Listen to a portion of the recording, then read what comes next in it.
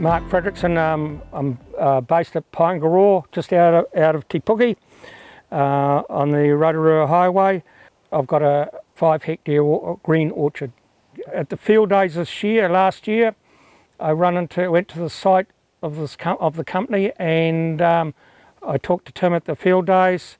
Thought, God, they can adapt one of those to working in orchards. So which we have done in the last 3 months. We've had our first on-orchard trial. They've adapted the machine, and I think we've perfected it, so we can go forward from there.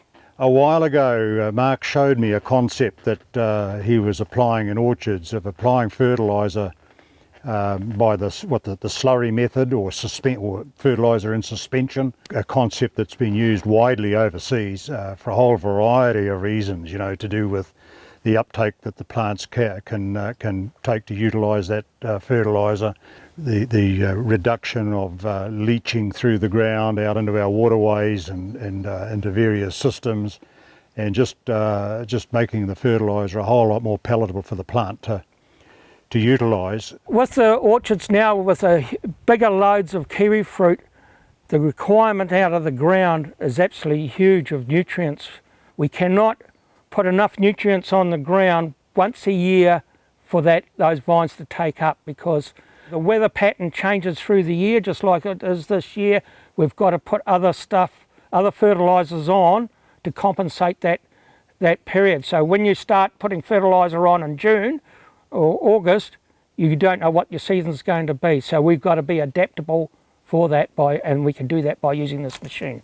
We can make a decision, we can put the product on the ground, and the uptake is immediately. I don't have to wait for a shower rain. I don't have to wait for a month for that fertiliser to start working. But if we can put a product on that is ready to go, and the uptake is within hours or days, we're half the battle there, or 3/4 of the battle been solved.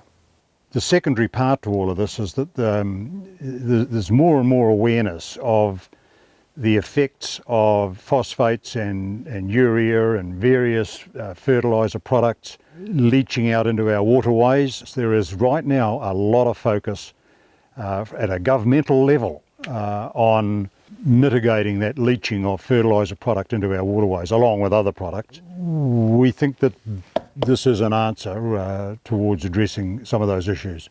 Because you're putting less fertiliser on when you're doing it in suspension form, and you're spreading it over a wider period of time, and it's going directly into the ground. We can look through this orchard now where it was dry fertilised a month ago, and I don't know whether your camera can pick it up, but you can see the fert lying all over the top of the ground.